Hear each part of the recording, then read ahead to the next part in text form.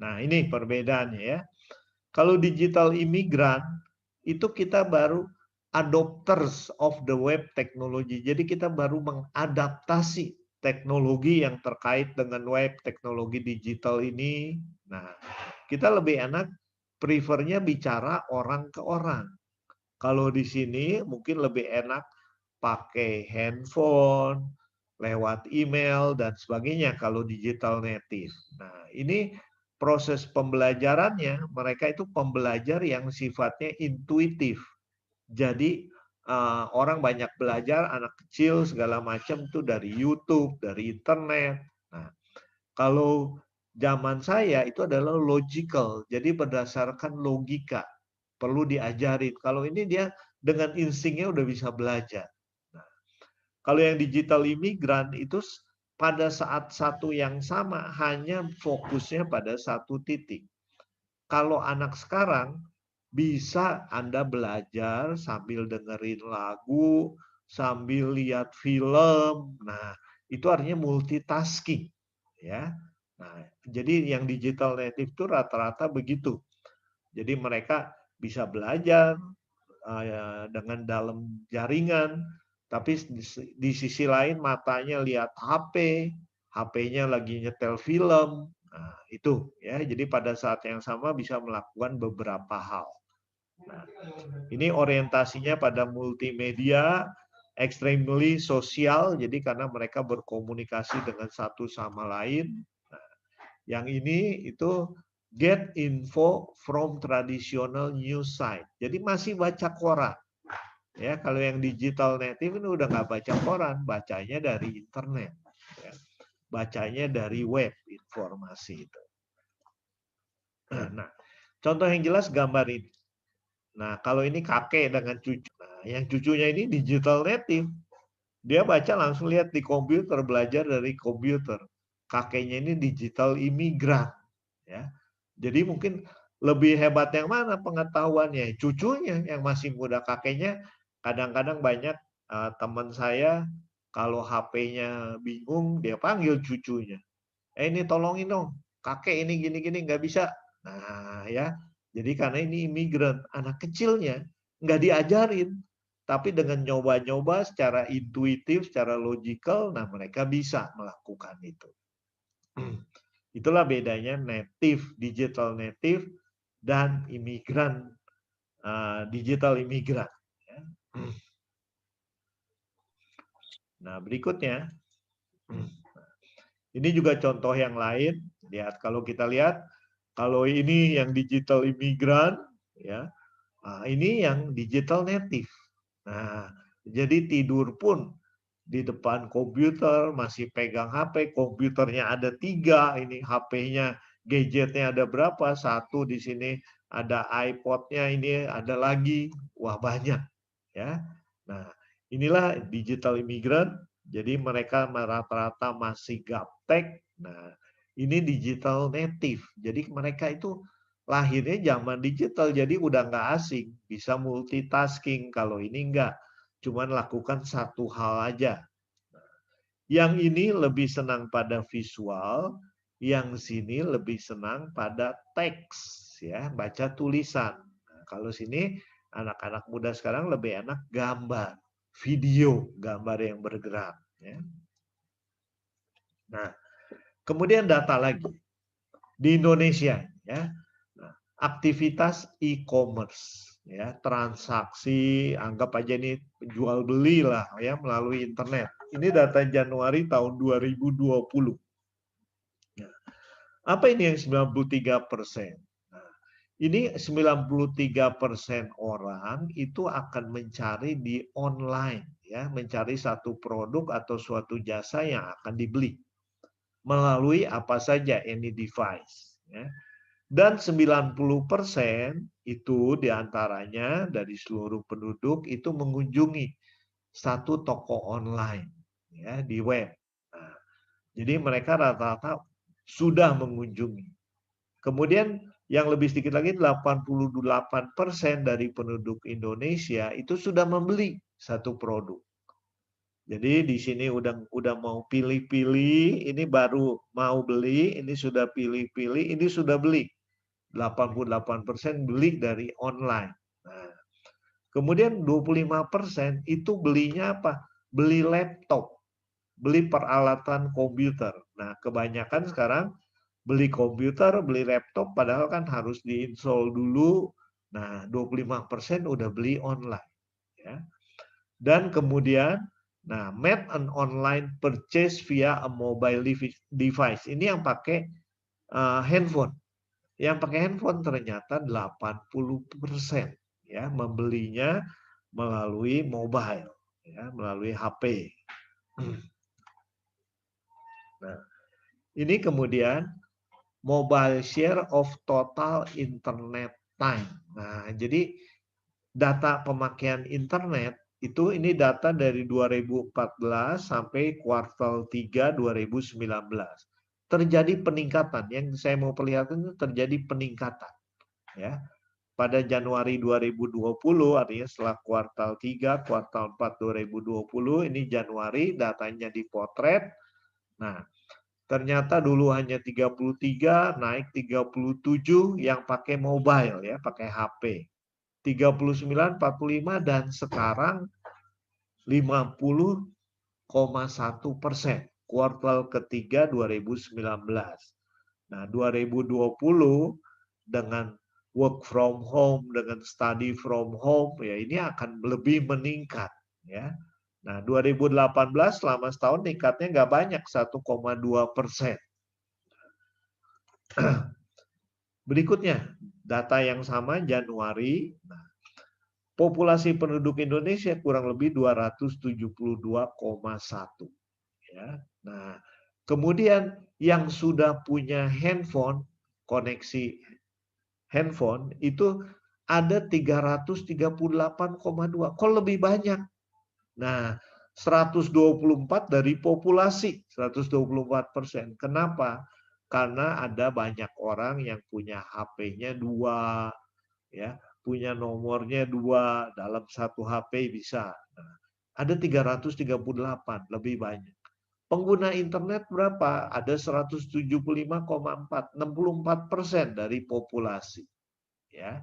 Nah, pengguna media sosial 59%, ada 160 juta yang pakai media sosial. Mungkin rata-rata lebih dari satu medsos. Ya, punya Instagram, punya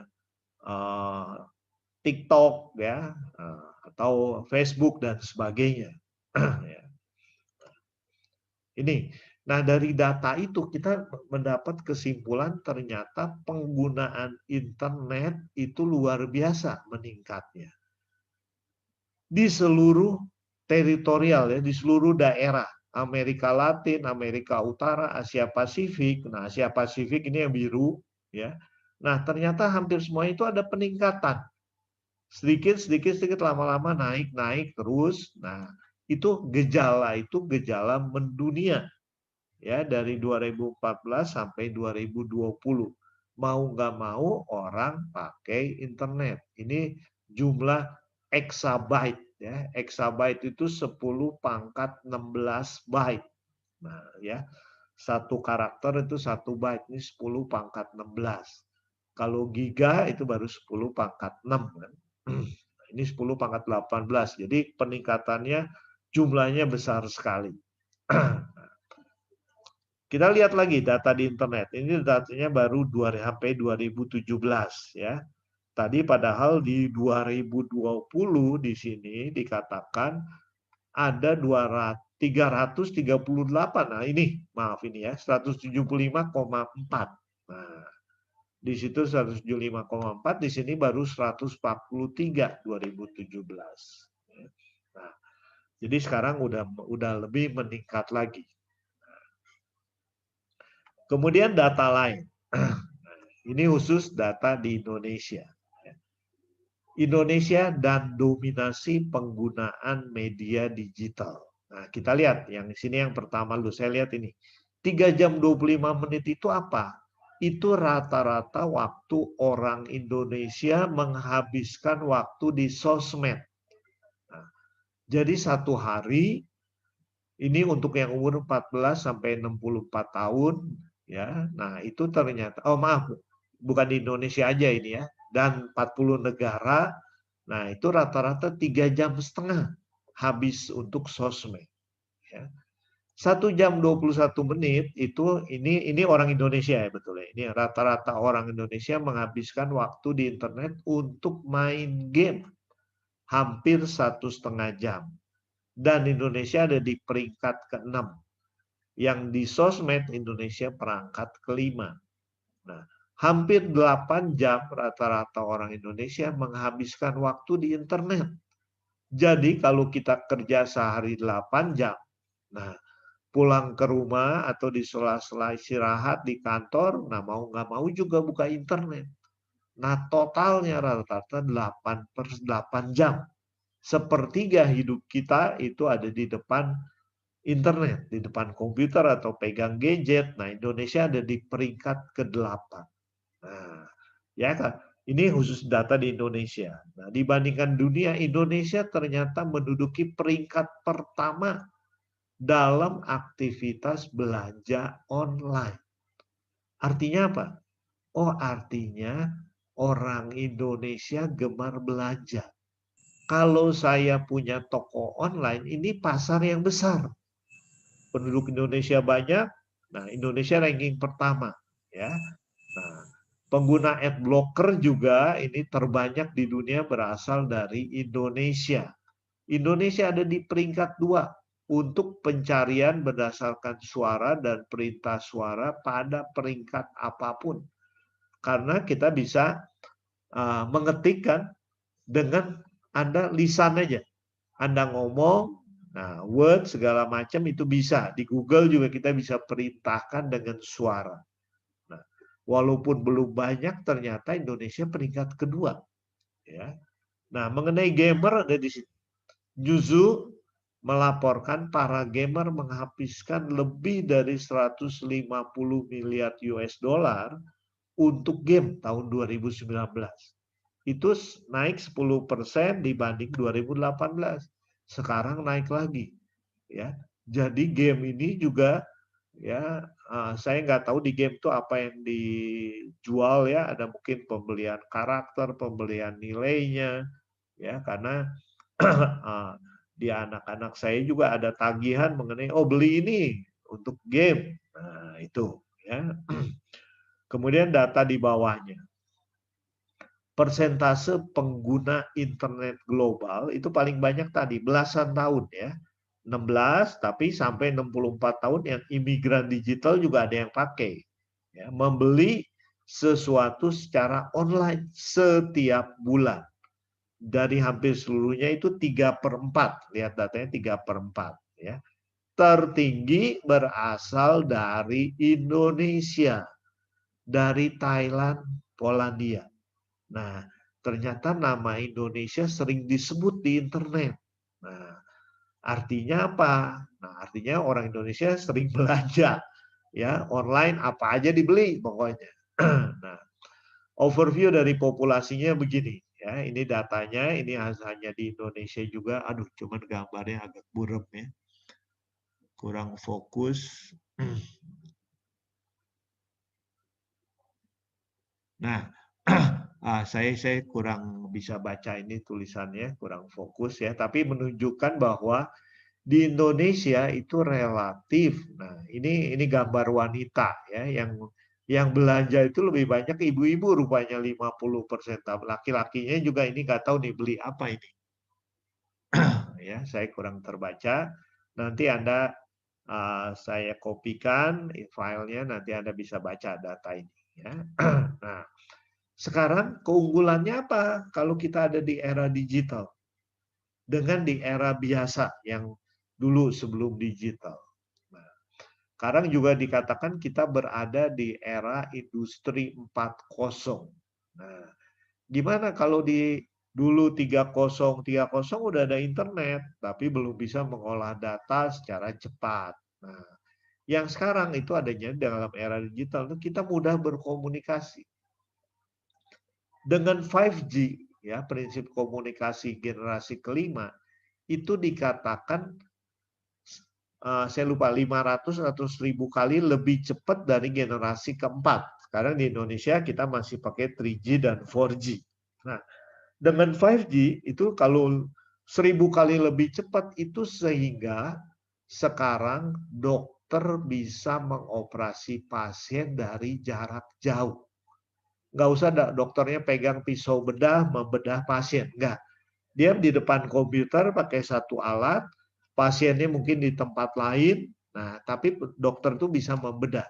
Dan waktu ada pendarahan, dokter bisa cepat di komputer karena bisa langsung secara 1000 kali lebih cepat untuk menghentikan pendarahan itu.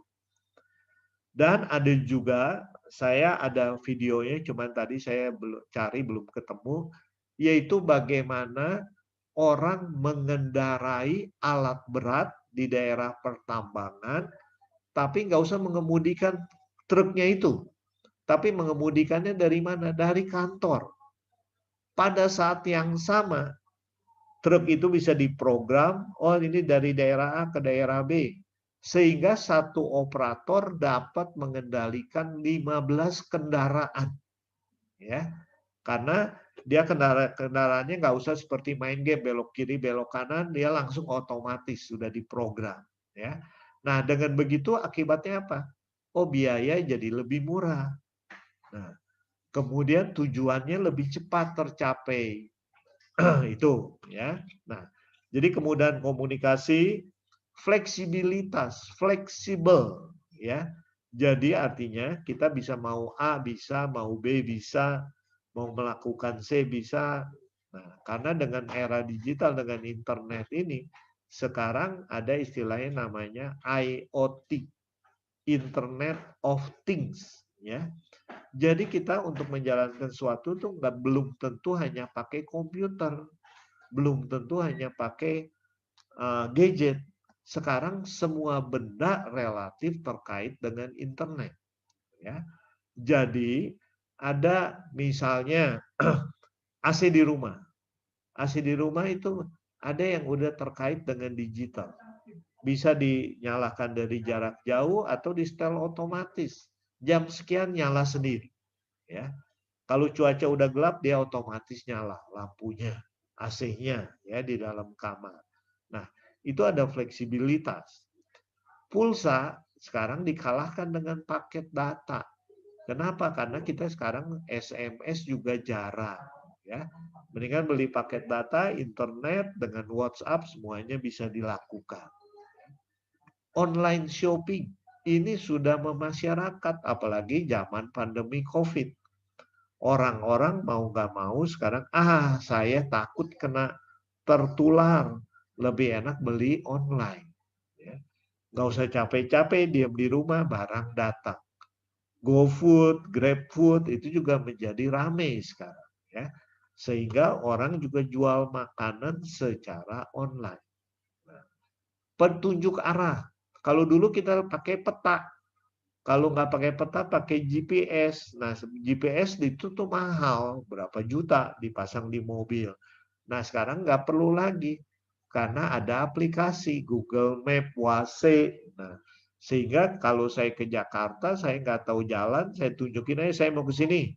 Nah, dengan dengerin, dengan lihat dari HP, saya bisa dipandu sehingga sampai ke tempat dengan selamat. Ya, nggak kesasar. Ya. Cashless. Nah, jadi segala transaksi sekarang makin lama tidak usah bawa uang tunai. Kalau dulu uang tunai nggak bawa harus pakai kartu kredit. Nah, sekarang ada uang digital kan. Ada OVO, ada kalau kita di Gojek, di Grab segala macam kita bisa bayar secara digital, cashless. Nah, pada masa pandemi ini orang juga takut pegang uang. Nah, lebih enak transfer pakai kartu kredit atau pakai digital money. Ya. Nah, dan nanti jangan takut. Dengan era digital tuh banyak pekerjaan yang akan hilang. Misalnya, contoh koran. Ya. Koran Kompas yang dulunya pelanggannya puluhan ribu, sekarang mereka kedodoran. Kenapa? Karena setiap bulan banyak orang yang berhenti langganan koran. Ya, karena tukang koran yang ngantar ke rumah saya aja dulu pernah 3 bulan lalu nggak nganter, kurang lebih berapa hari. Saya tanya kenapa? Oh, saya pikir Bapak yang berhenti langganan, nggak tahu yang berhenti langganan di blok lain. Nah, itu ya. Tapi profesi yang hilang banyak, tapi juga akan muncul profesi baru. Apa misalnya? Oh, ada digital marketing. Oh, dulu kalau marketing kan harus langsung. Nah, sekarang nggak ada digital marketing. Ada content creator, ada YouTuber, ada freelancer, dan sebagainya.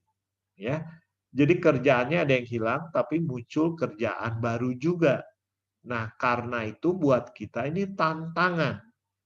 Bagaimana saya siap untuk kerjaan baru, untuk bisnis yang baru. Nah, jadi kita perlu berubah karena di dunia ini tidak ada yang tetap. Yang tetap ada itu adalah hanya perubahan. Coba Anda simak kata-kata saya. Di dunia ini nggak ada yang tetap, semuanya berubah. Gigi saya, rambut saya, kuku saya tambah panjang berubah. Ya, jadi yang tetap apa? Yang tetap adalah perubahan itu sendiri. Ya, setiap saat ada perubahan. Kalau kita nggak mau berubah, kita ketinggalan. Ya, kita dilindas kemajuan zaman. Kalau Anda lihat setiap saat itu ada aplikasi baru di gadget, ya banyak. Nah, kalau kita nggak ngikutin, kita ketinggalan. Ya. Mau ngikutin juga repot kalau semuanya mau diikutin, habis waktu. Ya, jadi kita perlu memilah-milah juga. Ya. Sampai sini mungkin kalau ada pertanyaan dulu, silakan kalau ada 1-2 pertanyaan. Ada? Ya. Ya, Pak. Ya, Sriono silakan. Ya, kalau saya kan masuk generasi yang kolonial ya, Pak ya. Ya. Nah, dalam kaitannya dengan perkembangan era digital ini, kalau kita ngikutin teman-teman yang masih muda-muda, kita juga terengah-engah gitu ya. Nah, bagaimana tipsnya untuk untuk mengikuti era digital ini, Pak? Ya. Generasi yang sudah tua-tua gini. Ya, katanya kalau udah usia 50 atau apa, kita sekarang tugasnya sebenarnya bukan kita yang melakukan, tapi harusnya membina anak-anak muda untuk melakukan hal itu. Jadi kita cuma menunjukkan arah. Oh, saya lakukan ini. Saya harus punya aplikasi program kayak begini. Kita panggil tim atau anak buah kerjasama. Nah, kamu yang lakukan ini ya. Nah, kita menikmati hasilnya atau kita sharing pengalaman kita. Ya, jadi perlu ada berbagi tugas itu, Pak. Kalau kita memang harus ngikutin semuanya, memang terengah-engah.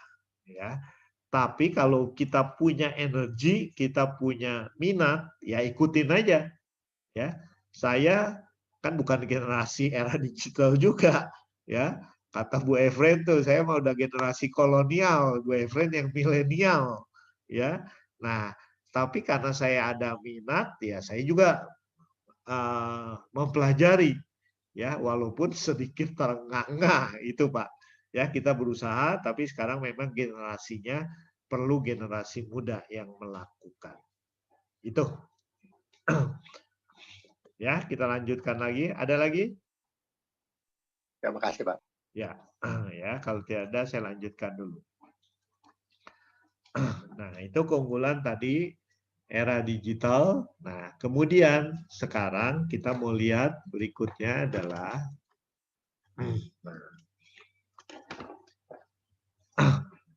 ini tadi ya, keunggulan di era digital, komunikasi online, dan tadi dari data-data tadi kita mendapatkan, oh Indonesia ini pasar yang luar biasa. untuk internet, untuk era digital, orangnya hobi belanja secara online, ya fenomena online shoppingnya. Nah, ini adalah peluang-peluang. Nah, kita melihat peluang usaha di era digital. Itu dari tahun 2018, 2019, 2020, ya. Kalau saya perhatikan di Google, itu banyak peluang-peluang pekerjaan yang muncul. Misalnya web developer. Nah, bagaimana sekarang membuat web? Karena orang mau nggak mau juga digital. Jadi blogger, ya, membuat blog atau vlog sekarang ya, video. Nah, kemudian desain grafis, membuat semuanya tampilan-tampilan di komputer, di gadget yang menarik. Nah, atau membuat aplikasi mobile. Nah, memang ini butuh keahlian khusus lagi ya untuk mempelajari bidang informasinya, alur digitalnya, mengerti bahasa pemrograman, paket pemrograman, atau YouTuber. YouTuber ini kalau kita mendalami satu bidang, saya buat videonya, saya kirim ke YouTube. Nah, YouTuber ini bisa menghasilkan uang kalau YouTube kita dikunjungi banyak orang, ditonton banyak orang. Maka YouTube bisa memberikan istilahnya monetisasi ya, monet. Nah, itu apa? Dia akan berbagi dengan kita kalau ada orang yang pasang iklan, perusahaan pasang iklan, kita kebagian. Tapi memang kalau kita baru punya yang ngunjungin itu baru 40.000 atau 100, itu 4.000 ya, untuk dapat monetisasi itu 4.000. Tapi dengan sudah dapat itu, kita jangan berharap dapat banyak uang dulu. Karena YouTube itu akan membayar $1 kalau kita sudah ada 1.000 orang, kalau nggak salah 1.000 orang atau 1.000 orang menit yang menonton film kita, video kita, nah dengan video iklan-iklan yang dikirim oleh YouTube.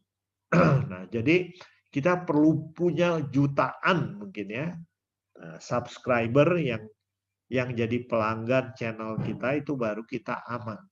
Nah, jadi banyak orang yang jadi YouTuber dengan mengingat supaya uang saya dapat nih 5 juta sebulan. Nah, ternyata tidak semudah itu. Ya. Ada dropshipper. Nah, dropshipper itu sekarang juga banyak ditawarin. Anda bisa punya toko online tanpa modal, punya keuntungan. Ya, kalau Anda lihat di YouTube itu biasanya ada iklan-iklan mengenai Misho. Ya, Misho itu apa? Kita bisa jadi dropshipper. Dropshipper itu maksudnya gini.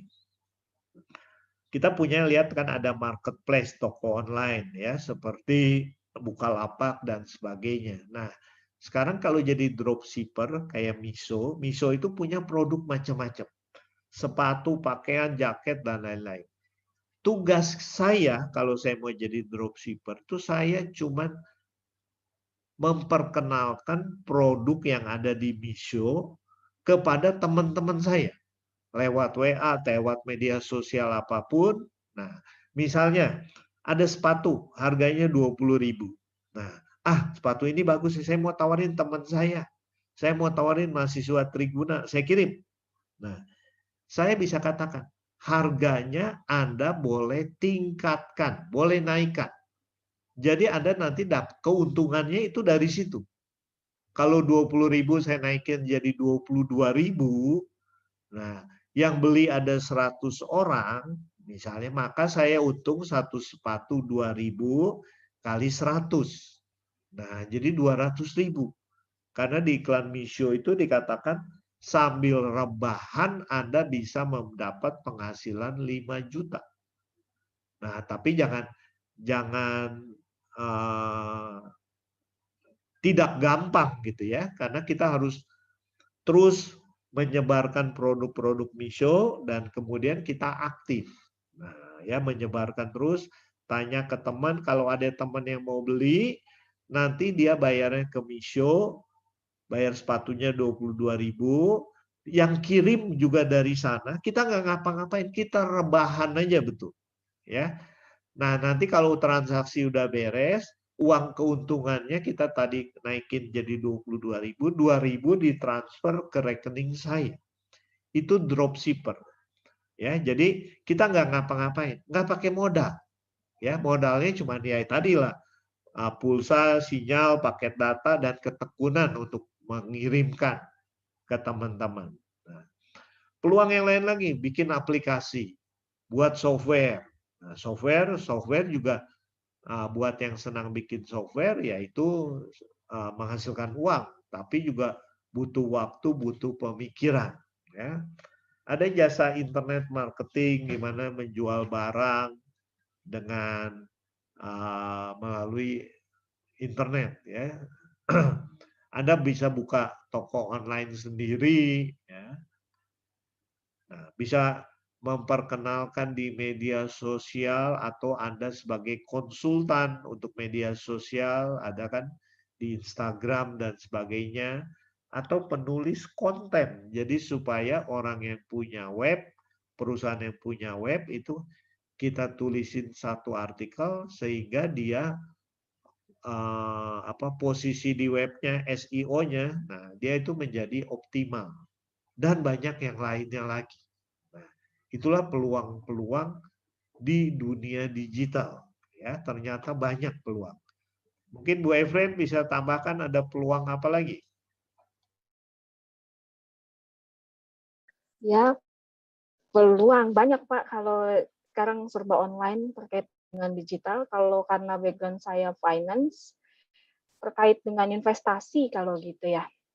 Mas, Fine Gold sekarang contohnya aplikasi Fine Gold pakai laku emas itu digital. Jangan kira investasi saham atau emas itu mahal, sekuritas saham atau trading atau peer-to-peer lending yang online ya, jangan kira mahal jutaan kayak dulu. Sekarang 100.000 tuh kamu sudah bisa berinvestasi mulai dari 100.000 dulu, dan itu secara online, nggak pergi kemana-mana. Kalau dulu kalau mau beli saham Garuda harus ke sekuritas, perusahaan sekuritas, datang bawa KTP, fotokopi, NPWP, gitu, rekening tabungan di fotokopi. Sekarang enggak, semuanya dari rumah sambil rebahan udah jadi akun kamu 100.000 mulainya. Tapi harus hati-hati juga kalau online gini digital, kamu harus kalau investasi di bidang digital harus lihat dulu di Bapeti atau enggak di OJK kalau misalkan itu sekuritasnya sudah terdaftar atau belum perusahaannya. Begitu sih Pak. Terima kasih Bu Efren. Nah, jadi banyak peluang ya untuk investasi. Jadi investasi emas nggak usah berapa gram, pokoknya Anda punya uang, nah pokoknya itu bisa ditaruh di situ. Mungkin dapatnya ini harga emas berapa ya sekarang ya? Nah, misalnya Sekarang Fine Gold 1 gramnya 934 kalau di Ah, aplikasi laku emas. Rata-rata ya, 900-an 30. ya 900. Saya Tapi punya kita uang. bisa beli di bawah itu, Pak, gitu. Ya, pokoknya kita sih bisa berapa saja kan Ya, prinsipnya betul. ya itu. Nah, jadi investasi saham, emas dan sebagainya bukan sesuatu yang merepotkan lagi ya. Anda duduk depan komputer, lakukan transaksi, lihat amati perkembangannya dari waktu ke waktu ya. Tapi hati-hati tadi seperti Bu Efren, perusahaannya ini sah apa enggak? Ya, jangan-jangan itu perusahaan apa ya? Istilahnya apa? Bodong investasinya. Perusahaan bodong ya. Nah, Anda udah masukin 100.000, udah 5 juta, hilang ya. Nah, itu hati-hati itu. Oke ya, kita lanjutkan lagi. Nah, jadi peluang itu banyak ya. Jadi pada saat era digital ini, Pak, saya kehilangan kerjaan. Nah, kita yang harus belajar yang baru. Pak, ini pandemi, waduh ini pandemi ini susah, betul susah. Tapi buat beberapa orang ternyata itu juga membuat perusahaannya bertumbuh. ya. Bukan hanya perusahaan yang medis, yang kesehatan. Nah, bengkel mobil juga ada yang bertumbuh. Caranya gimana? Caranya dia menggunakan faktor digital ini. Dia punya database pelanggan. Nah, pada saat pandemi orang jarang pakai mobil, nah dia tawarkan lewat database-nya dengan WA dia, selamat siang Bapak Ibu, kami punya program gratis untuk apa? Membersihkan mobil, ya. Gratis Pak Bu. Nah, jadi dia datang ke rumah orang itu gratis, kasih semprot-semprot mobilnya bebas bakteri, bebas kuman. Nah, kemudian kata dia, setelah itu saya menawarkan jasa. Pak, Bu, ini bannya sudah waktunya diganti nih. Mau diganti sekalian Pak, Bu. Nah, memang nggak 100% orang mau. Tapi artinya setelah dapat gratis, dikasih suruh ganti ban dan udah waktunya ya, oh oke, baik. Nah ternyata dengan begitu, dia dapat bisnis. Pak, Bu, udah waktunya ganti oli. Nah ya, seperti itu. Jadi dia punya bengkel mobil, dia punya laundry. Nah laundry juga sama. Dia kontak pelanggannya, Pak, Bu, saya punya laundry nih sekarang, Bapak Ibu mau masuk jadi pelanggan laundry saya enggak? Besok saya jemput, 2 hari kemudian saya antar. Nah, jadi memang ada tambahan, antar jemput. Nah, kalau udah jadi pelanggan, harga sebenarnya relatif tidak jadi masalah. Antar jemputnya ditambahkan ke situ, asal pelanggannya sudah nyaman, sama-sama menguntungkan, win-win, ya. Berikutnya, saya lanjutkan lagi. Nah, jadi dunia digital ini positif atau negatif? Nah, gimana menurut Anda, positif atau negatif? Ada peluang, tapi buat yang ketinggalan ya jadi negatif, ya. Kita akan terlibas. Nah, jadi semuanya itu sebenarnya netral. Bisa positif, bisa negatif. Bagaimana kita mengatasi hal itu? Kalau kita anggap dulu waktu komputer pada tahun 85-an baru, itu banyak orang yang senior itu dikatakan, saya mah nggak suka pakai komputer, saya lebih senang pakai mesin tik. Kenapa? Karena waktu ngetik ada suaranya tak tuk tak tuk tak tuk. Nah itu membuat saya bersemangat. Nah ada teman saya dulu pengarang buku, ya dia mau pakai mesin tik katanya. Tapi kalau dia pakai mesin tik terus, kalau ada salah mungkin harus di tip X lama. Nah, kalau pakai komputer kan kalau salah gampang, tinggal dihapus saja, ya. Nah, jadi dia ketinggalan. Ini berikutnya kita lihat, jadi bisa positif, bisa negatif ya. Bagaimana kita menanggapinya. Nah, ini ini sih data 2017 ya, nggak terlalu perlu. Tadi kita udah lihat data 2020. Nah, sekarang kalau kita mau berbisnis digital, apa kelebihannya? Kelebihannya dengan internet tadi kalau Anda mau jadi dropshipper, mau pakai jualan apa, kita juga bisa belinya secara online. Dan pilihan itu beragam. Kalau Anda mau jualan baju, datang ke Mangga 2, seharian keliling-keliling di sana mungkin baru bisa mengunjungi 10 toko. Ya, baru bisa beli barang berapa macam. Nah, tapi sekarang secara online kita bisa dengan waktu yang sama bisa dapat barang beragam, ya. Jangkauan pasar kita juga luas. Kenapa? Kalau saya buka tokonya di Pasar Bogor, yang beli ya orang Bogor aja. Tapi kalau saya pasangnya online, orang dari Papua juga bisa pesen, tinggal tambah ongkos kirim. Orang dari luar negeri juga bisa. Nah, itu. Dan bisnis digital itu juga hati-hati. Kita jangan pilih yang musiman. Nah, jadi kita harus miliki tujuannya jangka panjang. Ya. Jadi bukan menjual, aduh saya sekarang mau jualan ini bubble tea nih, bubble tea lagi naik daun, betul. Sekarang banyak mungkin, tapi nggak lama kemudian orang juga udah bosen. Nah, jadi kita perlu pilih bisnis yang bisa bertahan lama, ya, produknya atau apanya yang lain-lainnya, jasanya, ya. Memberikan kenyamanan kepada pelanggan, ya. Pelanggan juga nggak usah pergi, barang dikirim apa yang dia perlukan, cepat, sampainya tidak rusak, aman. Nah, dan kalau bisa beli baju, beli sepatu itu mah yang jadi masalah kadang-kadang adalah ukuran. Ya, ukurannya XL kok tapi begitu sampai oh XL-nya lain. Nah, ini masalah di Indonesia, ukuran tuh kurang standar. Pabrik A dengan pabrik B, saya pesan baju XL, tapi yang satu kesempitan, yang satu bisa kelonggaran, ya. Nah, dan dengan bisnis digital kita bisa pada satu saat melakukan berbagai pekerjaan sehingga potensi penghasilannya juga tanpa batas. Ya, kalau saya langsung harus datang ke kantor, melakukan pekerjaannya manual, nah pada satu saat paling hanya satu kerjaan.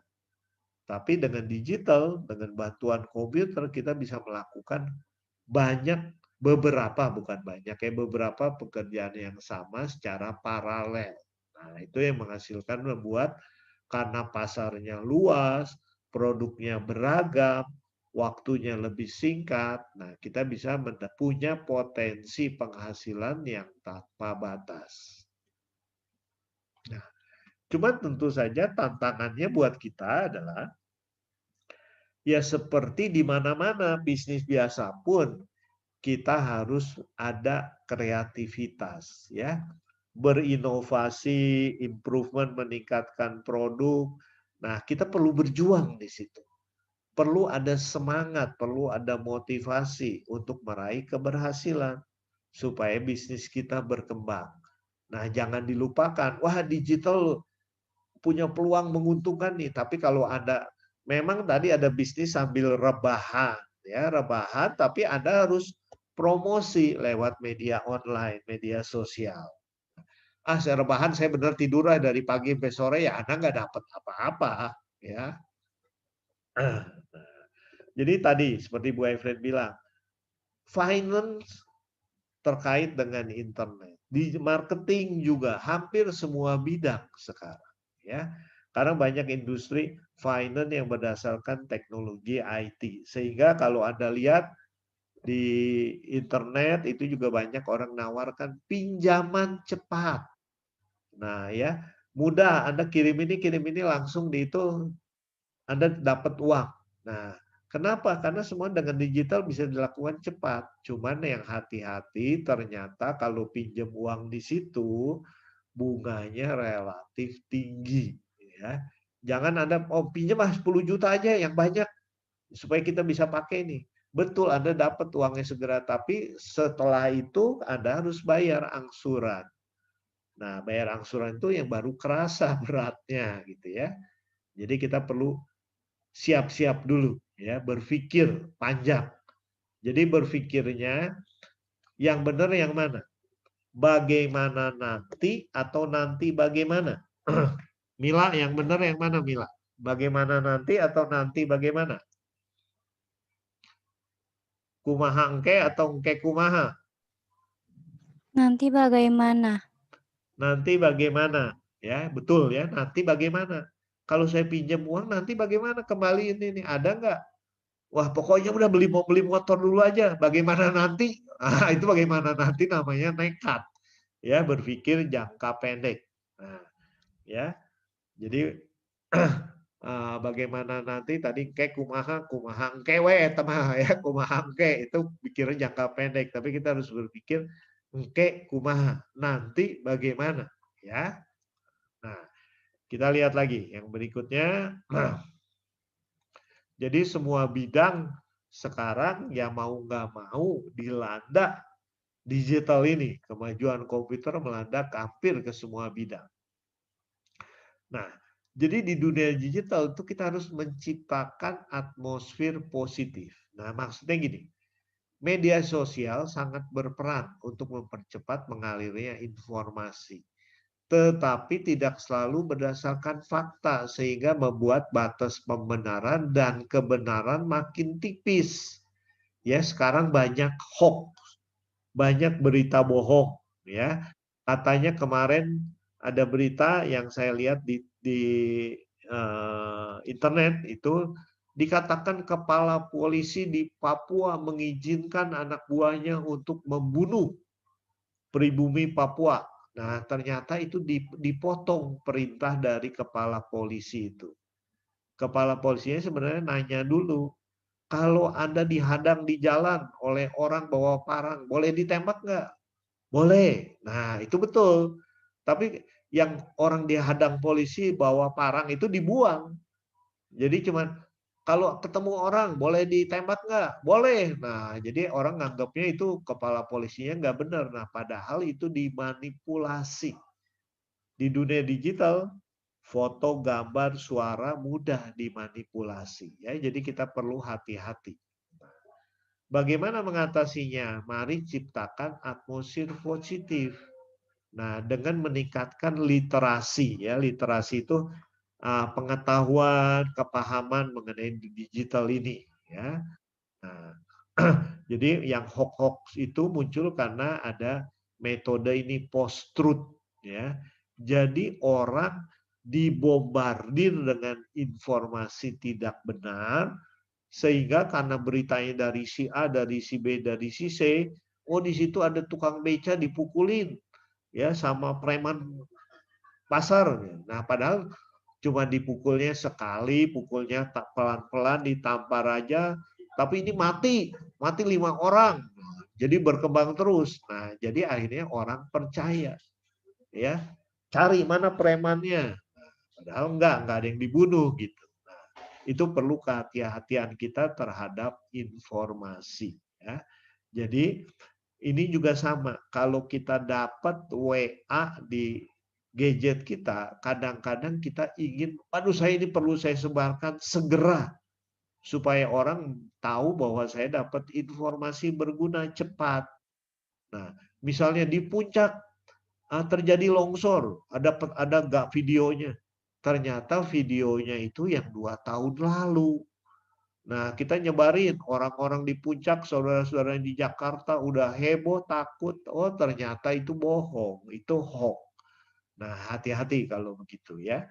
Kita perlu berpikir dulu ya. Bagaimana nanti kalau beritanya salah. Jadi cek dulu, kalau benar baru kita broadcast. Nah, jadi orang-orang ini sudah connect dengan internet itu, jadi informasi terbuka. Ya, siapa aja bisa tahu. Jadi jangan saya dapat informasi cepat-cepat mau nyebarin ke banyak orang. Nah, ternyata informasinya salah. Kalau informasinya salah, bisa nggak memperbaiki? Susah. Karena saya menyebar ke 5 orang. 5 orang itu udah nyebar lagi ke 10 orang. Saya cuma bisa maaf ke 5 orang pertama. Dia nyebar lagi, saya nggak tahu nyebarnya kemana. Nah, itu berbahaya. Ya. Nah, yang penting artinya apa? Kita tetap perlu belajar. Ya, mungkin bukan dari buku, tapi kita perlu menggali pengetahuan, aplikasi baru, ilmu baru, teknologi baru, dan lain sebagainya. Ya. Nah, dunia digital bukan berarti saya harus pakai komputer aja. Dengan pakai HP, gadget juga sekarang relatif semua bisa dilakukan. Ya. Apa yang bisa lakukan komputer dengan HP saya juga bisa. Saya mau pakai Zoom, pakai komputer memang lebih enak, layarnya lebih lebar. Tapi kalau nggak ada pakai HP bisa juga, ya. Nah, dengan segala keterbatasan tapi bisa dilakukan. Berikutnya, nah kalau Anda mau berwirausaha di dunia digital, faktor apa aja yang harus diperhatikan? Yang harus diperhatikan, Anda jangan memperhatikan, oh saya nggak punya modal, ya. Nah, tapi yang penting adalah kalau Anda mau berwirausaha, yang penting pasarnya dulu. Ada pasar nggak? Jadi jangan begini, saya bisa bikin masakan Papua dari sagu yang enak. Orang Papua suka. Sekarang saya mau buka berwirausaha di Bogor. Warung sagu Papua lezat nikmat. Nah, kira-kira orang di Bogor suka nggak makan sagu? ya makan papeda. Nah, mungkin enggak, ya. Jadi beda pasarnya. Jadi Anda buka di Papua laku, buka di Bogor, orang Bogor belum terbiasa. Nah, kalau Anda ngajarin mungkin bisa, tapi apakah kita siap ya untuk berkorban dulu? Nah, ada pasarnya jangka panjang. Ini ada suara yang mengganggu. Ya. Nah, jadi kita lihat dulu ada pasarnya enggak? Bukan karena minat, maka tadi saya langsung buka, tapi pasar dulu. Kalau bisa pasar itu sesuai minat saya, sehingga saya nggak stres. Karena prinsipnya gini, do what you love and love what you do. Jadi lakukan yang Anda sukai, yang Anda cintai. Nah, jadi jangan kita bikin jadi stres. Nah, setelah itu cintai yang Anda lakukan. Jadi saya melakukan hobi tapi menghasilkan income gitu itu ya. Dan setelah itu juga kita harus pakai akal, otak dan hati untuk mengembangkan usaha. Jangan rebahan doang ya. Nah, perlu kreatif, perlu aduh ini ada bisnis yang menghasilkan banyak uang nih, jualan apa? Narkoba. Aduh, ini nggak pakai hati, merusak kaum muda. Nah, jadi Anda mengintrospeksi, oh ini bagus nggak? Bukan hanya menguntungkan buat saya juga, tapi berguna apa enggak? Bermanfaat atau merusak? Nah, dan kemudian kita juga mau nggak mau, kita berbisnis, berusaha itu untuk menghasilkan uang. Nah, uangnya buat kita. Tapi kita juga punya hati tadi menjual produk yang bagus, yang memberikan nilai tambah kepada pembeli. Kita memberikan servis kepada pembelinya. Dan terakhir baru kalau bisa kita pakai modal. Tapi banyak bisnis yang nggak usah pakai modal kayak tadi dropshipper itu, ya. Nah, jadi yang pertama pentingnya ada potensi besar, ada pasar. Nah, kemudian kita harus ditunjang dengan kekuatan dahsyat. Apa? Kreativitas kita, minat kita, semangat kita. Nah, baru itulah untuk meraih kesuksesan. Ya, nah nggak bisa cuman dengan diem saja. Ada prinsip dalam bahasa Jepang namanya uchiwa. Uchiwa. Nah, Putri Erika tahu uchiwa apa? Pernah belajar bahasa Jepang? Belum pernah. Nggak pernah ya. Uchiwa. Pokoknya supaya sukses dalam segala hal uchiwa. Uchiwa itu gampang. Ulah cicing wae. Ya, uchiwa bukan bahasa Jepang, bahasa Sunda ya. Ulah cicing wae. Nah, harus gerak, harus semangat, harus cari kerjaan ya. Nah, harus mau bergerak gitu. Nah, berikutnya kita kembali lagi. Nah, itu adalah peluang ya, di dunia digital peluangnya besar, tapi kita juga tetap harus berusaha. Nah, yang perlu diperhatikan ini, Pak, saya mau sukses. Oke, tapi sukses itu bukan tujuan. Ya, sukses itu memang tempat perhentian, tetapi buat kita yang penting proses. Contoh pesawat. Pesawat berangkat dari Jakarta ke Surabaya. Tujuannya memang Surabaya. Tetapi di Surabaya apakah pesawat itu diam 2 bulan? Enggak. Dia harus balik lagi ke Jakarta atau pergi ke rute lain, ke Makassar dan sebagainya. Nah, sukses itu bukan tujuan. Jadi Anda kuliah, mau lulus jadi sarjana. Udah jadi sarjana apakah diam saja? Tidak. Udah sarjana saya harus cari kerjaan. Atau saya mau lanjutkan S2. Nah, itu. Jadi itu tuh cuman persinggahan ya untuk meraih kesuksesan lain. Jadi sukses itu perlu kita jalani terus. Jangan sesudah lulus S1 sekarang saya mau diam di kamar, mau tidur karena udah 3 tahun kuliah, ya bukan begitu ya. Nah, sukses juga nggak bisa instan, nggak ada sukses yang instan. Wah, saya mau jadi pemain sepak bola kayak Ronaldo, bayarannya gila-gilaan, ya. setahun berapa puluh miliar. Nah, saya mau kayak gitu. Bisa langsung ambil bola, sepak-sepak, ya nggak ada yang mau bayar Anda. Anda perlu latihan. Ronaldo latihan dari kecil, dia menjaga kebugarannya, ya, fitness setiap hari dan sebagainya, melatih tembakan penalti, tendangan bebas. Nah, jadi ada harga yang perlu dibayar. Anda mau sukses, lulus S1 segera, Anda perlu belajar. Ya, itu. Anda perlu meluangkan waktu, itu harga yang perlu Anda bayar. Kalau Anda gagal, jangan takut.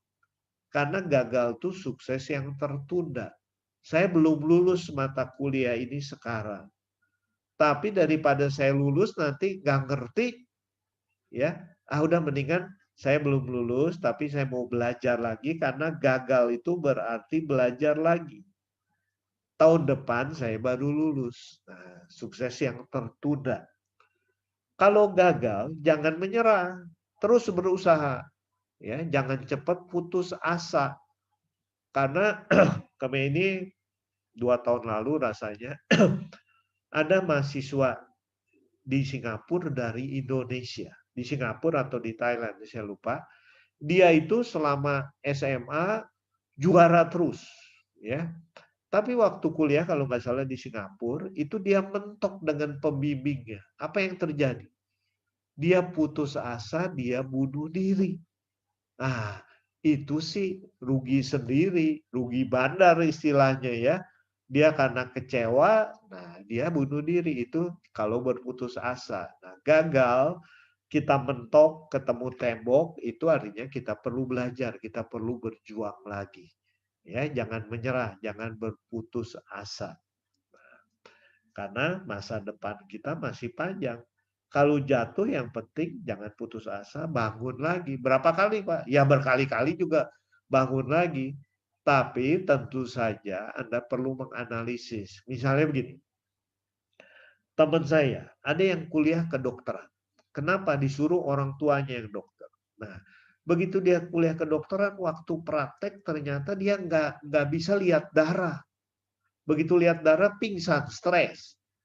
Nah, akhirnya dia coba, nggak bisa juga. Ya akhirnya apa yang dia lakukan? Dia berhenti dari kedokteran. Dia kuliah akuntansi. Dan sekarang sukses, berhasil. Nah, ya kita jangan ngotot. Maksudnya kita juga mengevaluasi. Minat saya, kemampuan saya ada nggak di situ? Ya, ada teman saya satu lagi. Teman saya anak profesor. Orang tuanya profesor di IPB. Orang tuanya hebat. Nah, anaknya ini kurang hebat. Tapi kata papanya, kamu harus kuliah, harus lulus. Nah, dia terus kuliah, tapi nggak lulus-lulus. Saya waktu itu teman seangkatan saya sudah lulus kuliah dari Unpad. Dia itu belum selesai-selesai, masih ke tingkat 2, tingkat 3 lah. Padahal waktu itu tingkat 5. Ya. Nah, dia nggak fleksibel juga, dia ngotot karena menurut papa saya harus kuliah, ya kuliah tapi rupanya kemampuannya tidak ada, ya. Nah, kita perlu mengevaluasi diri. Jadi hidup itu seperti perlombaan. Kita berlomba, tapi bukan dengan orang lain. Lombanya dengan diri sendiri, ya. Saya harus sampai tujuan. Saya perlu lulus S1. Nah, tapi jangan berhenti. Dari situ saya harus lulus S2 dan seterusnya. Nah, jadi perlombaan itu bukan dengan orang lain. Maksudnya begini, wah kalau di situ ada teman saya, wah saya nggak mau bantuin dia. Kalau dia nanya PR, saya jawab yang salah.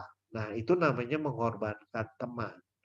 Ya, jadi berlomba itu kita jadi pemenang, orang lain juga jadi pemenang. Win-win, ya, bukan saya menang dia kalah. Nah, kita sama-sama berjuang. Anda jadi mahasiswa, Anda sama-sama belajar, saling membantu, saling menolong. Nah, saling menyontek. Nah, menyonteknya kalau di luar kelas, di luar ujian silakan. Maksudnya menyontek itu memberi contoh, memberi pelajaran, nah silakan ya, karena ada metode namanya ATM. ATM itu apa? Amati, tiru, modifikasi. Nah, itu konsep Jepang juga begitu. Jepang habis Perang Dunia Kedua hancur negaranya. Nah, dia mau membangun, dia bisa bikin bemo. Tahun 60-an bemo itu udah masuk ke Indonesia. Nah, bemo itu gimana? Dia mengamati mobil-mobil dari Eropa, Amerika. Dia tiru dan dia modifikasi gimana supaya murah, ukurannya lebih kecil, lebih hemat energi. Nah, itulah metode ATM.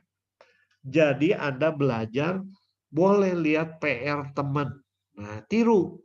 Tapi tirunya jangan plek, jangan nyalin aja, dimodifikasi. Ya, dimengerti, dipahami. Itu. Ya. Jangan jam dong.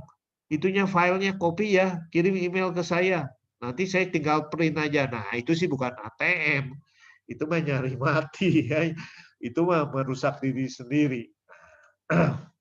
Jadi inilah era digital. Ya, peluang banyak. Nah, tapi kita tetap perlu motivasi. Nah, motivasi itu apa? Motif.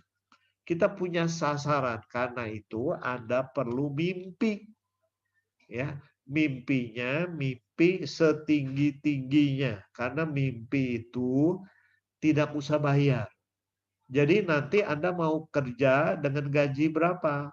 Oh, saya mau kerja dengan gaji 10 juta, Pak. Itu mimpi saya. Kenapa enggak 100 juta? Nah, kenapa? Kalau Anda mimpi 100 juta juga kan enggak apa-apa. Enggak ada yang marahin Anda. Kalau enggak nyampe 100 juta, mencapainya 20 juta kan lumayan daripada hanya 10 juta. Nah, Anda punya tujuan, Anda punya cita-cita, Anda punya mimpi, kemudian tadi uciwa, ulah cicing wae. Ambil tindakan, action. Nah, ya. Jangan NATO. NATO itu apa? No action, talk only. Jadi nggak ada tindakan yang bisa cuma ngomong besar aja. Ya, membual itu namanya. Nah, kita perlu motivasi. Ada tujuan, bergerak. Jangan bergerak tapi tanpa tujuan. Kalau bergerak tanpa tujuan, Anda jadi robot. Ya, Anda melakukan sesuatu, ngapain? Apa tujuannya? Nggak tahu. Lakukan aja. Nah, itu robot namanya, bukan manusia. Ya, manusia itu punya tujuan dan ada tindakan. Jadi tindakan yang kita lakukan ada alasannya. Nah, ini beberapa quote atau poster atau kata-kata mutiara yang saya dapat dari internet. Ya, Anda berpikir jangan I can, saya tidak dapat. T-nya buang, jadi I can. Nah, saya bisa, saya mampu. Ya, itulah yang Anda perlu katakan kepada diri sendiri. Hari ini ada ujian matematik. Saya bisa. Dalam doa Anda katakan, Tuhan saya bisa. Tuhan saya sudah belajar. Tuhan saya mampu. Nah, kita berdoa. Tuhan bukakan pikiran saya. Kalau Anda berbicaranya, Tuhan saya nggak bisa nih, Tuhan saya takut. Nah, yang terjadi itu. Karena otak kita tidak bisa membedakan yang real dan imajiner. Yang terjadi adalah yang kita bayangkan. Kalau Anda bayangkan nggak lulus, Anda jadi nggak lulus. Ya, makanya perlu motivasi. Saya bisa. Dan Anda katakan tiap pagi itu dalam doa pagi, saya manusia yang luar biasa. Saya manusia pembelajar yang mau belajar terus-menerus. Nah, saya pekerja keras. Saya punya mimpi yang besar. Dan saya mau mewujudkan itu dengan bekerja keras. Nah, kata-kata itu menjadi kata-kata yang memotivasi diri kita. Ya, tapi jangan jadi sombong. Nah, di sini ada be strong. Jadi kuat ketika Anda lemah. Brave, berani ketika Anda takut. Nah, tapi juga humble, rendah hati. Begitu Anda jadi orang hebat, begitu Anda bergelimang kemenangan gitu ya. Nah, jadi jangan sombong, kita tetap perlu rendah hati tapi jangan rendah diri. Nah, kita perlu belajar. Pak, tapi saya dari dulu SD, SMP, SMA matematik nggak bisa, Pak. Ya, kalau tahu matematik nggak bisa, sekarang belajar lebih keras. Ya, belajar lebih rajin. Tanya teman yang bisa matematik. Atau jadi guru matematik. Ya, tentu saja kalau Anda kuliah jadi guru matematik SD. Nah, kalau Anda jadi guru, Anda mau nggak mau belajar. Nah, kalau udah 3 tahun jadi guru SD, naik guru SMP, ngajar matematik juga. Nah, akhirnya matematik itu udah biasa. Ya, ciptakan tantangan pada diri kita sendiri. Dulu ada seorang teman saya, dia orangnya penakut. Penakut ya, penakut untuk berdiri di depan. Tapi pada saat ada kesempatan jadi trainer, dia mendaftarkan diri. Kenapa? Karena saya mau melawan ketakutan saya sendiri. Ya, waktu dia jadi trainer, ujian pertama gagal, nggak lulus. Nah, tapi dia ikut kedua kali lagi, belajar lagi, lulus akhirnya. Nah, jadi Anda perlu ciptakan. Ya, kalau Anda hebat di suatu bidang, kemudian Anda hebat di situ aja, ya itu sih udah normal. Tapi gimana kalau Anda ada satu bidang yang Anda inginkan, Anda belum bisa. Nah, tantang diri Anda supaya bisa. Ya, jadilah luar biasa. Jangan jadi biasa-biasa saja. Karena yang biasa-biasa saja sudah banyak. Ya, supaya Anda dikenal orang, Anda harus luar biasa. Coba ibaratnya gini. Kecap. Anda tahu kecap? Kecap selalu nomor 1. Kecap Bango nomor 1. Kecap Merak, kecap Borobudur nomor 1. Nggak ada yang bilang, saya kecap nomor 2. Nah, nggak ada. Jadi Anda harus jadi nomor 1. Karena nomor 1 itu yang dikenal orang. Contohnya, siapa orang pertama yang menjejakkan kakinya di bulan? Siapa? Silvani Aulia siapa? Orang yang mendarat di bulan pertama? Rudi? Saprudin? Neil Armstrong. Neil Armstrong. Orang kedua? Kurang tahu, Pak. Ya, orang pertama diingat Neil Armstrong. Orang kedua Edwin Aldrin, tapi banyak yang iya, lupa. Iya. Ya. Nah, jadi yang dikenal itu yang pertama. Jadi karena itu jadilah nomor 1. Ya, supaya dikenal orang sebagai pelopor. Kalau jadi nomor 2, jadi nomor 3 itu pengikut kan, pengekor. Nah, ya. Jadi kita melihat ya, ini Anda udah lihat contoh keberhasilan. 10 orang terkaya di dunia. Nah, kita mau lihat siapa aja ya. Ini pertama kali saya perkenalkan Jack Ma. Ya, Jack Ma ini bukan orang paling kaya di dunia, tapi di Cina dia dulu orang kaya pertama. Informasinya tahun ini dia tergeser jadi orang terkaya nomor 2. Orang terkaya nomor 1 adalah pengusaha air mineral sekarang di Cina. Ya, nah Jack Ma ini menarik karena dia dulu waktu kecil itu dia miskin. Ya, dia nggak bisa apa-apa, nggak punya apa-apa. Cuman dia ingin belajar. Nah, ada semangat belajar. Dia belajarnya apa? Belajar bahasa Inggris untuk mengenal dunia. Karena dia lihat di Cina itu banyak produk, tapi produknya nggak laku. Nah, kalau produknya dibawa ke luar negeri, harus pameran di sana, harus bisa bahasa Inggris. Karena itu dia belajar bahasa Inggris. Setelah itu, supaya bahasa Inggrisnya lancar, dia memberikan jasa gratis kepada turis-turis yang datang. Ya, orang Eropa datang, nah dia tawarin, "Hello, Mister. Nah, boleh nggak saya membantu Anda? Saya akan menunjukkan tempat-tempat bersejarah. Anda nggak usah bayar, gratis," kata dia. Nah, dia jual jasa, ya, tapi nggak usah bayar. Nah, tujuannya apa? Cuman melatih bahasa Inggris. Nah, sebenarnya Anda bisa lakukan. Wah, Pak, saya nggak bisa bahasa Inggris. Ya, dengan bahasa Inggris ala kadarnya, coba ke kebun raya, cari bule-bule di sana, ajak ngobrol. Nah, mungkin ngobrolnya sambil bawa kamus, nggak apa-apa. Lama-lama Anda akan jadi lancar. Dan salah satu yang membuat Jack Ma maju itu adalah ternyata dia pernah mendatangi turis sekeluarga, dia dipakai, diminta bantuan. Dan turis itu punya anak yang seumuran dengan dia. Waktu itu dia sekitar SMA, SMP. Nah, ternyata persahabatan itu berlanjut. Dia suka tulis surat untuk melatih dalam bahasa Inggris. Dan ternyata suatu saat dia diundang ke Amerika. Nah, waktu diundang ke Amerika itulah dia baru melihat dunia yang tidak seperti di Cina. Dia melihat sesuatu yang luar biasa, sesuatu yang berbeda. Nah, pengalaman pengetahuan itulah dia bawa pulang. Nah, setelah itu dia lihat, oh ada produk-produk di Cina yang nggak bisa dipasarkan. Nah, waktu ke Amerika dia kenal internet. Kenapa saya nggak jual lewat internet? Nah, nanti Anda baca ya kisah hidup Jack Ma. Nah, namanya bukan Jack sebenarnya, namanya bahasa Cina apa Liong Ma atau apa. Nah, waktu dia ketemu salah satu turis dikatakan nama kamu ini susah disebut.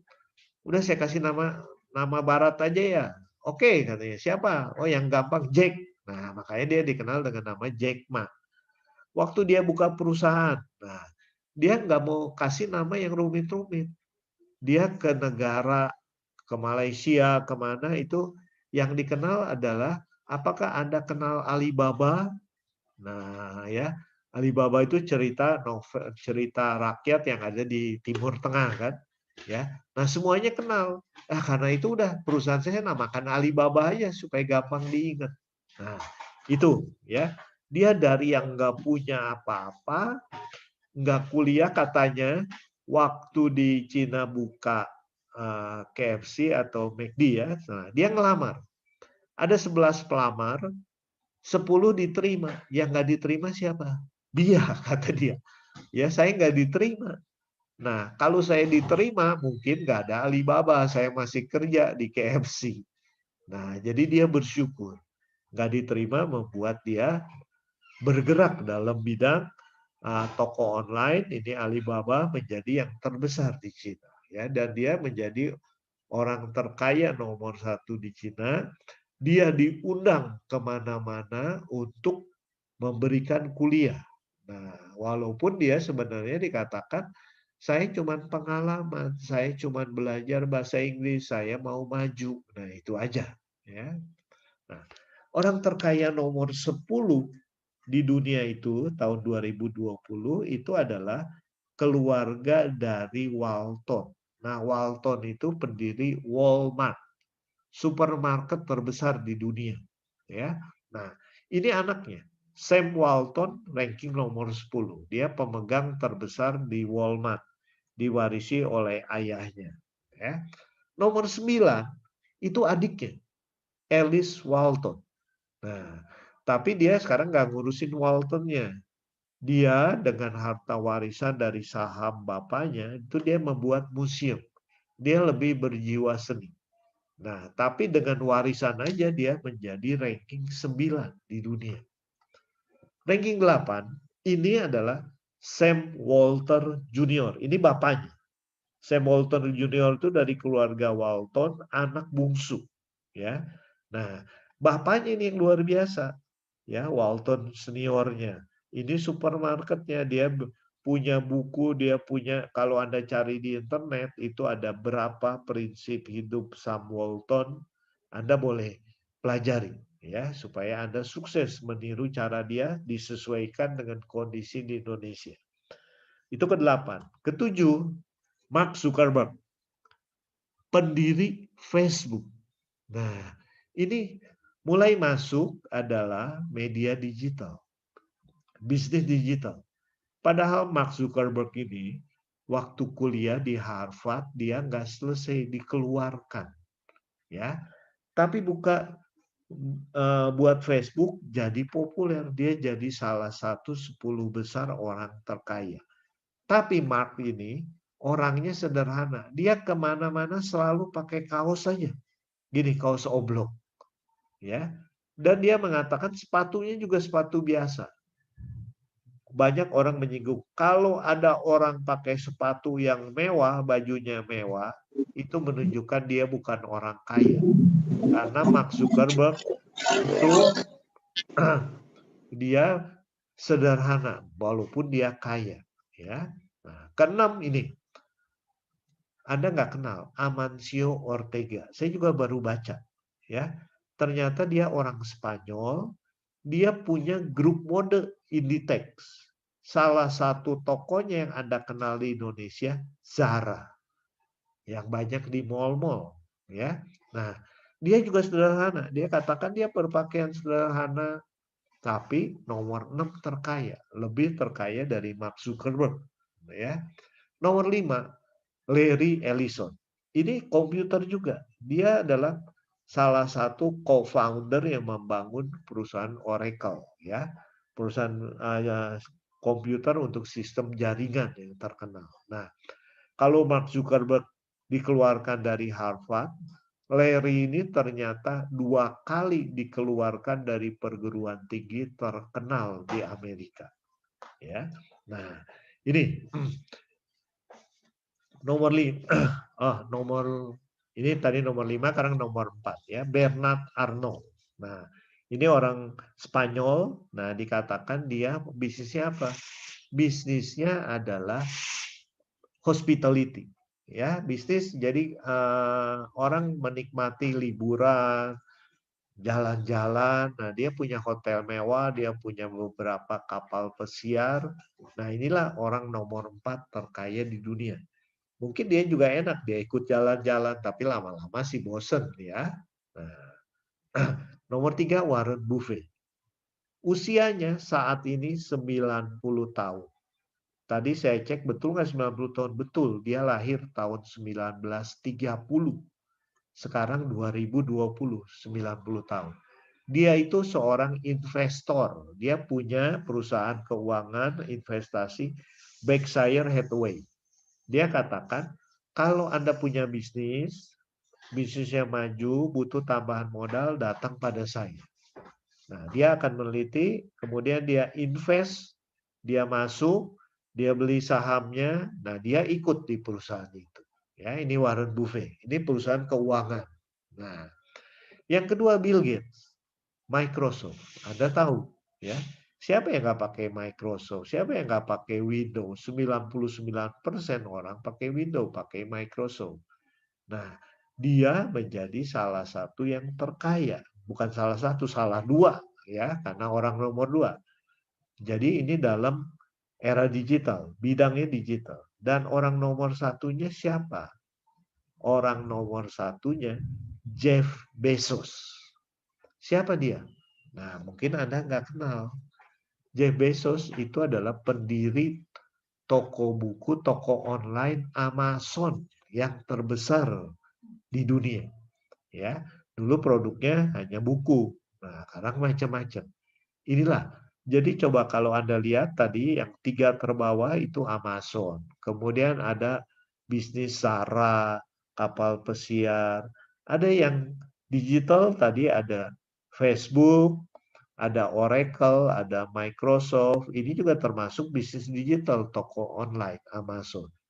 Nah, jadi dari 10 besar itu kurang lebih ada 4 yang ranking atas yang bisnisnya digital.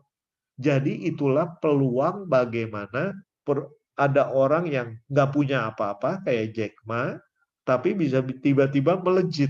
Nah, itu hanya mungkin di dunia digital. Ya.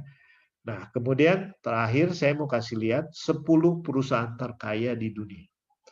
Nah, perusahaan terkaya itu ini agak berbeda. Kalau tadi nggak ada perusahaan dari Cina, nggak ada perusahaan dari Asia.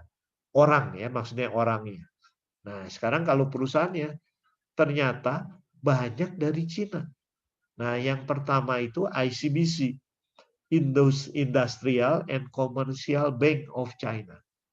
Kebanyakan bank, ya, karena perusahaan ini industri keuangan. Nah, kedua, China Construction Bank, ya, perusahaan Cina lagi, bank lagi. Harta asetnya 3,8 billion dolar. Ya. Ketiga, Agricultural Bank of China. Nah, jadi bank pertanian lah, agrikultur gitu ya. Nah, tadi 3,8 nih hampir 3,7, nggak beda jauh. Keempat, Bank of China. Bank lagi 3,3, ya hampir 3,4 billion. Kelima, JP Morgan. Nah, JP Morgan nih saya nggak tahu dari Amerika apa dari Eropa. Ya, ini jadi keuangan juga. Nah, jadi bidang keuangan 3,1. Keenam, HSBC. Anda udah kenal ya, Hong Kong Shanghai Bank. Nah, ya di Indonesia juga ada. Kelima, baru Jepang masuk. Dari tadi mungkin ada 4-5 perusahaan dari Cina. Nah, ini Mitsubishi, UFG Financial. Jadi perusahaan keuangan lagi. Ya. Nah, kedelapan, Jepang lagi. Japan Post Holding 2,7 billion.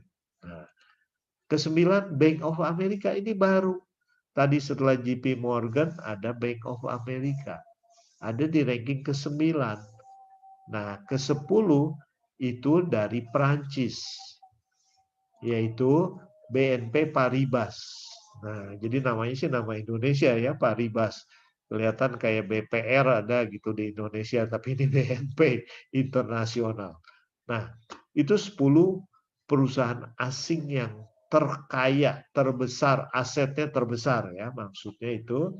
Nah, jadi kalau begitu, dari 10 aset ini, yang dari tadi banyak itu dari Cina, ada 5 ya, dan industri yang paling banyak keuangan, bank ya. Nah, jadi perusahaan-perusahaan yang ini juga bank, dari Jepang juga bank, ini holding juga, nah bank juga ini, Paribas juga keuangan. Nah, jadi lebih banyak memang industri keuangan kalau buat perusahaan. Kalau buat person ya macam-macam ya.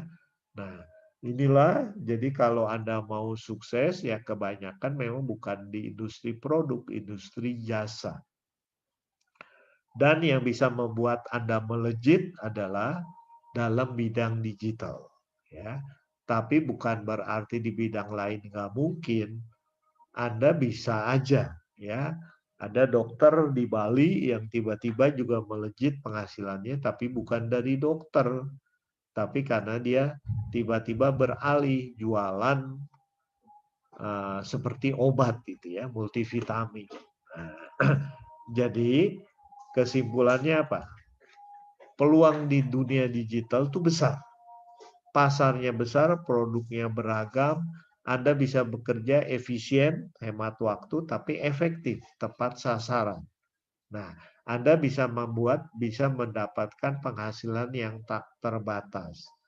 Dalam era digital banyak bidang yang mati, banyak industri yang hilang, kerjaan yang hilang, tapi juga ada kerjaan-kerjaan baru yang tumbuh. Ya, untuk web design, bikin aplikasi, Anda bisa jadi ilustrator dan sebagainya, desain grafis. Nah, Anda kalau belajar manajemen umum, ya belajar akuntansi dibutuhkan di mana-mana. Setiap perusahaan butuh keuangan, laporan keuangan, ya. Nah, tinggal Anda mempertajamnya. Manajemen dan akuntansi itu bisa masuk kemana saja. Nah, tinggal cari minat yang cocok, diperdalam bidang kekhususan itu. Ya, untuk mahasiswa baru, Anda baru kuliah, belajar beragam dulu. Setelah itu, nanti kita pilih yang sesuai dengan minat saya, yang peluangnya ada. Kalau tadi Bu Efren katanya, wah saya sekarang mendalami keuangan. Nah, itu. Ya. Jadi Anda nanti cari peluang. Silakan kalau ada pertanyaan. Efren, ada tambahan mungkin Bu Efren? Kalau ada tambahan, silakan. Boleh sih Pak sedikit. Ya. Sekali lagi saya pasti berbicara dari sudut pandang manajemen keuangan. Tapi memang basicnya di S1, karena di S1 kalau yang mahasiswa yang baru ambil manajemen, nanti diajarin manajemen keuangan. Nah, nggak apa-apa jadi konsumtif. nggak apa-apa, nggak ada salahnya jadi konsumtif. Karena konsumtif itu dengan masyarakat Indonesia yang konsumtif itu mendorong pertumbuhan ekonomi Indonesia masuk ke kategori G20. It's okay, tapi konsumtifnya harus dibarengi dengan income yang mumpuni. Jadi misalnya kalau orang finance suka bercanda gini, saya nggak apa-apa nih beli Starbucks, saya konsumsi Starbucks nggak apa-apa, tapi saya jadi bagian dari perusahaan Starbucks dengan cara apa? Beli sahamnya Starbucks. Gitu. Kalau candaan orang finance biasanya begitu. Jadi memang betul selalu ada dua sisi itu. Ini program DOA itu singkatan dari Digital Office Administration. Ini tuh program yang sifatnya setara D1. Ya. Nah, akan dilakukan secara online. Ya. Belajarnya secara online, full online selama kuliahnya 1 tahun, jadi setara diploma 1, seminggu 3 kali kuliah, 3 hari, setiap hari itu 2 sesi, 2 mata kuliah. Nah, jadi ini bisa diikuti dari mana aja. Jadi orangnya ada di Sumatera, asal ada internet, dia bisa akses, dia bisa. Nah, biaya pendaftaran 100.000. Webinar kita akhiri sampai di sini. Semoga bermanfaat bagi Anda ya melihat perubahan dunia dan Anda mempersiapkan diri. Ya. Jadi yang mahasiswa baru itu mempersiapkan diri bukan untuk kondisi masa sekarang. Tapi kondisi nanti waktu Anda lulus 3 tahun lagi, mau lulus 3 tahun apa 5 tahun? 3 tahun. 3 tahun ya. Kalau Wawan sih bentar lagi dong, Wawan jangan 3 tahun lagi. Ya. Insya Allah. Ya, amin. Nah, kita perlu mempersiapkan diri untuk kondisi perubahan ini masa depan. Setelah COVID ada apa? Kita juga nggak tahu. Ya, mungkin ada perubahan-perubahan lain. Nah, kita perlu mempersiapkan diri. Ya, sebelum kita akhiri, mari kita tutup dengan doa. Tadi kita buka dengan doa. Kita juga mengucap syukur atas semua yang telah kita pelajari. Semoga bermanfaat bagi kita semua dan dapat Anda bagikan kepada orang lain. Materinya nanti PowerPoint-nya akan dibagikan di grup ya. Jadi jangan keluar dulu di grup yang ada di Bu Ira ya. Mari kita berdoa, mari kita tundukkan kepala untuk bersyukur pada Tuhan.